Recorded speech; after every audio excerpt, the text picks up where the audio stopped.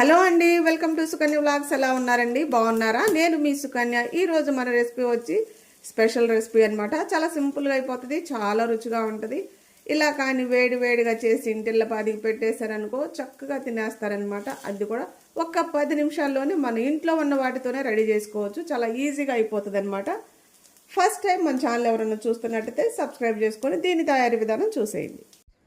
మనకి ముందుగా కావాల్సినది బ్రెడ్ అనమాట. నేనైతే బ్రౌన్ బ్రెడ్ తీసుకున్నాను, గోధుమతో చేసిన బ్రెడ్ అనేది తీసుకున్నాను అనమాట. తర్వాత ఉల్లిపాయ, క్యారెట్ ముక్కలు, కొత్తిమీర సన్నగా తరిగి ఉంచుకోండి. అలానే ఒక పచ్చిమిర్చి, ఒక టమాటా ఇలా కట్ చేసుకొని ఉంచుకోవాలన్నమాట. ఇప్పుడు వీటిని పక్కన ఉంచుకుందాం. ఒక బౌల్ తీసుకొని ఒక 2 టేబుల్ స్పూన్ల దాకా శనగపిండి వేసుకుందాం. మనం బ్రెడ్లు పెంచుకునే కొద్దీ శనగపిండిని కూడా పెంచుకోవాలన్నమాట. ఇప్పుడైతే 2 టేబుల్ స్పూన్లు తీసుకున్నాం. 1 టేబుల్ స్పూన్ బియ్యం పిండి తీసుకోండి. చాలా రుచిగా ఉంటాయి అన్నమాట. చాలా క్రిస్పీగా కూడా ఉంటాయి పైన తినేటప్పుడు. ఒక 1/2 టీ స్పూన్ దాకా పసుపు వేసుకోండి. ఒక 1/2 టీ స్పూన్ దాకా కారం వేసుకోండి. రుచికి తగినంత ఉప్పు వేసుకోండి. నేను కొంచెం ఉప్పు వేసుకుంటున్నాను. ఇప్పుడు దీంట్లోకి మనం ముందుగా కట్ చేసుకున్న ఉల్లిపాయ, క్యారెట్, కొత్తిమీర, పచ్చిమిర్చి, టమాటా, 1/4 టీ స్పూన్ ధనియాల పొడి వేసుకోండి. 1 టేబుల్ స్పూన్ దాకా తెల్ల నువ్వులు వేసుకోండి. వీటన్నిటిని బాగా ఒకసారి కలుపుకుందాం. నీళ్లు వేయకుండా ఒకసారి మొత్తం కూడా ఇలా కలుపుకోండి. తర్వాత కొంచెం కొంచెం నీళ్ళు వేసుకొని కలుపుకుందాం. ఇప్పుడు కొంచెం కొంచెం నీళ్ళు వేసుకుంటూ మనం కలుపుకోవాలన్నమాట పిండిని. మరీ పలుచగా కాదు, అలాగే మరీ చిక్కగా కాదు. నేను కలిపి చూపిస్తాను. ఈ టైంలో మీరు ఉప్పు కూడా కొంచెం చూసి వేసుకోవచ్చు, సరిపోయిందా లేదా అని. ఉండలేమి లేకుండా మొత్తం కూడా కలిసేలాగా ఇలా కలుపుకోండి.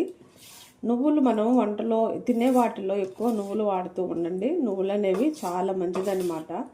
పిల్లలకైనా పెద్దలకైనా ఎవరికైనా హెల్త్కి చాలా మంచిది. ఇంకొంచెం నీళ్ళు వేసుకుందాం.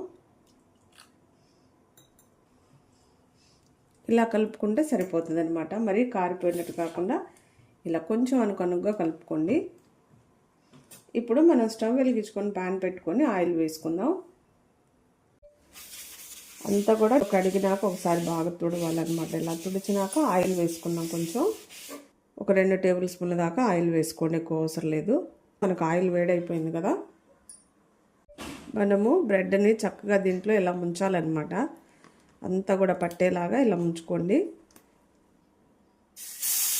ఇలా వేసుకోవాలన్నీ కూడా. మనం అన్నీ కూడా ఇలా వేసుకోవాలన్నమాట. తర్వాత కొంచెం కొంచెం ఆయిల్ ఇలా మీద కూడా వేసుకోండి. సిమ్లో పెట్టి కాల్చుకోండి. చక్కగా ఇవన్నీ కూడా మంచిగా ఉడికిపోతాయి అన్నమాట.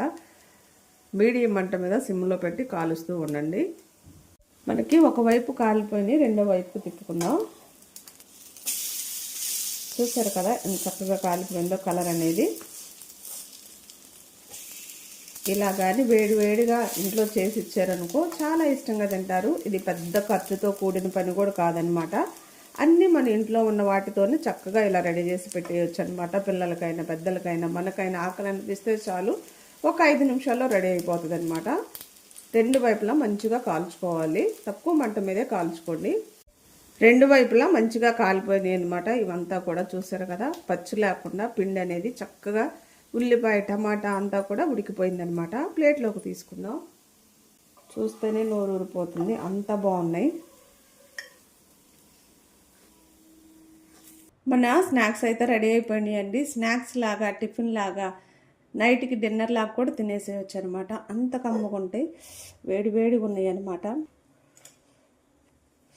ఇలాగానే చక్కగా చేసి ఇంటిళ్ళ పాదికి పెట్టేశారనుకో వేడి వేడిగా చాలా ఇష్టంగా తినేస్తారనమాట. మీకు తెలిసిన వాళ్ళకు కూడా షేర్ చేస్తూ ఉండండి. కంపల్సరీగా మీరు కూడా ట్రై చేయండి. నా వీడియోస్ కానీ మీకు నచ్చినట్టయితే లైక్, షేర్, సబ్స్క్రైబ్.